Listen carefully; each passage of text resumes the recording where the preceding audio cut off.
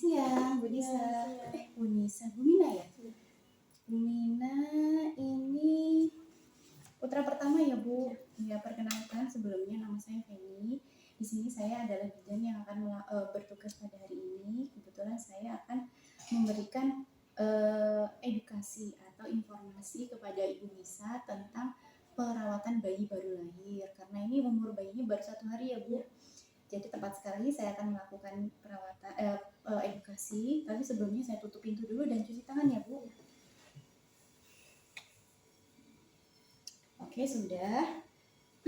Ibu sudah nyaman? Sudah nyaman ya. Sebelumnya sudah tahu bagaimana perawatan bayi baru lahir, Ibu?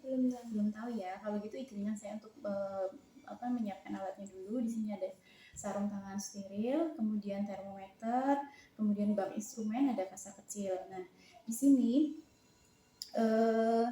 tujuannya saya memberikan informasi ini adalah supaya ibu nanti tidak ada kendala, tidak ada masalah, dan tidak ada halangan dalam memberikan perawatan pada bayi baru lahir. Karena perawatan bayi baru lahir itu terbilang susah ya nggak susah, terbilang gampang ya nggak gampang. Jadi gampang-gampang susah, Bu, ya tergantung kitanya dan tergantung bayinya juga. Makanya itu kita intinya merawat bayi itu supaya dia aman, nyaman, bersih, tenang. Itu aja, Bu. Ya, yang pertama adalah kita harus sering-sering cuci tangan, Ibu, kalau untuk melakukan perawatan memegang bayi.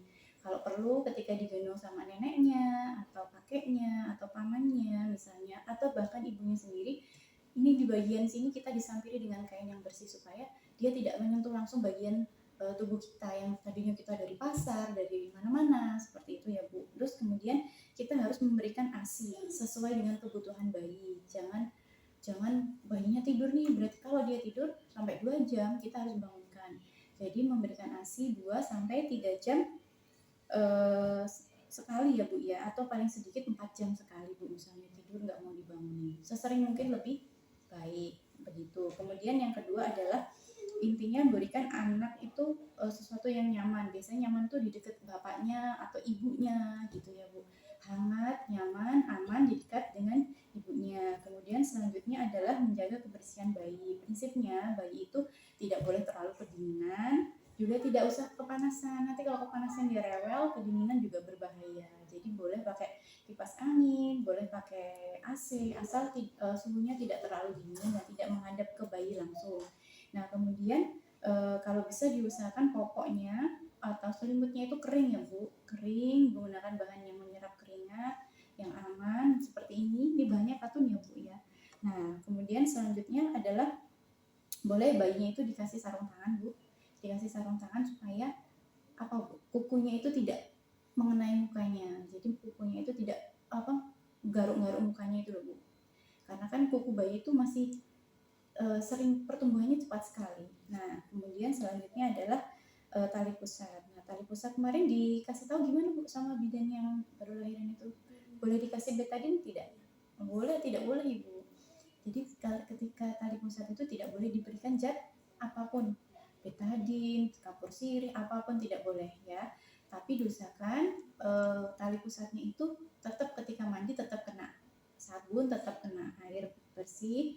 Setelah mandi dikeringkan sampai kering, setelah dia pipis dikeringkan, tidak ditambah zat apapun. Ibu kalau mau ragu, aku mau kasih kasa, yang penting jangan dibungkus ya, Bu, di bawahnya aja.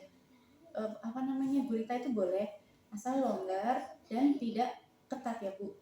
Fungsinya hanya menghangatkan aja.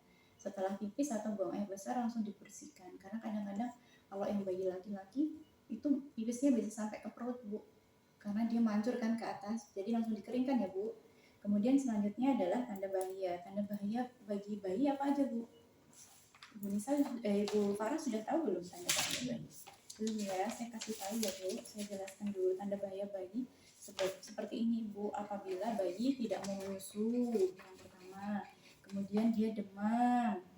Kemudian pernafasannya itu sulit atau malah cepat, Bu. Kurang dari 30 kali atau lebih dari 60 kali per menit. Jadi nanti dihitung ya, Bu, per menitnya. Kalau ada, ini kok cepat banget, dihitung. Memang lebih cepat dari kita, tapi tidak boleh lebih dari 60 kali hari. Terus kemudian suhunya tidak boleh lebih dari 38 derajat Celcius. Warnanya juga tidak boleh pucat. Kalau ada tanda-tanda pucat atau bahkan kuning, itu ibu harus segera periksa. Terus kemudian tali pusatnya tuh warnanya merah, berbau busuk, keluarkan darah ataupun nanah. Itu tanda-tanda bahaya tadi. Kemudian kalau misalnya bayi ibu mengalami tanda itu, segera ya Bu langsung hubungi kami atau ke klinik terdekat gitu. Tadi apa aja Bu tanda bahayanya? Tali pusatnya?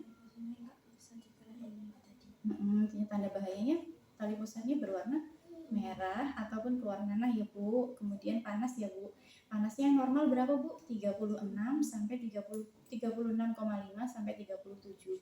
Jadi nanti kalau dia ini kok hangat sih, memang dia lebih hangat dari kita, tapi itu tidak bahaya asal tidak lebih dari 38 derajat. Makanya selalu menggunakan termometer ya Bu. Kemudian setelah itu Ibu ada yang ditanyakan? Tidak ada. Sudah jelas ya Bu? Mudah-mudahan nanti proses merawat bayi, mengasihinya baik, bayinya sehat, ibu juga sehat. Sampai jumpa lagi di imunisasi berikutnya. Terima kasih ya Bu Farah ya. Saya mau cuci tangan.